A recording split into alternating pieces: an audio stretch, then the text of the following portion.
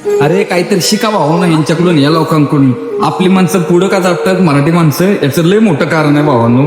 ज्यावेळेस आपण किराणाच्या दुकानात जेव्हा सामान घेतो ना, त्यांना अशी थैली वेली मागितली ना, तर ते काय म्हणतात, नाही म्हणतात थैली नाही का, आम्हाला त्याचे पैसे लागतात. भावांनो हे आता मारवाडी दुकान आहे किराण्याचं, ह्यांना कधी पण भावांनो ताई त्याला कॅरी कधीच नाही मारतात नाही का, म्हणजे प्रत्येक वेळेस घे भाऊ काय विषय नाही. कधीच आजपर्यंत यांना मला 100 रुपये काढला नाही की याला कॅरी बॅगला पैसे लागतात काय लागतात. एक धंद्यामध्ये ट्रिक जी असते ना भावांनो, ती यांच्याकडून शिकली पाहिजे.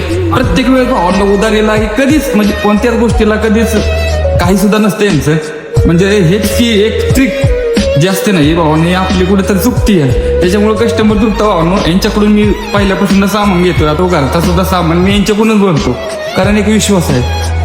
तुम्ही एकच मिनिट यांच्याकडूनच आपण जाणून घेऊ भावांनो की काय ट्रिक है इनकी, जी क्या ट्रिक है आपके धंधे की. मतलब ठीक अपना ऐसा है कि 2 रुपए का जैसा कोई जो प्रॉब्लम नहीं है, 2 रुपए का सवाल नहीं है. अपने करेक्ट तो विश्वास होना चाहिए कि उधर गया तो अपने रेट भी अच्छा है, माल भी अच्छा है, क्वालिटी अच्छा है, आणि सामान लिया तो पिशवी वगैरह हमें चार्ज लगाते नहीं है. जो है वो प्रेम से बोलने का कस्टमर है, जितना अपने प्रेम से बोलता है इतना कस्टमर बढ़ता है. सब धंधा बोलने के भी जाते हैं. ये तो सही आहे शेठ जी आपका. भावांनो बघू शकता तुम्ही, थोडं तरी काहीतरी शिकलं पाहिजे यांच्याकडून. आपण जे म्हणतो का नाही कंजूस, अजिबात कंजूस असतात भावांनो.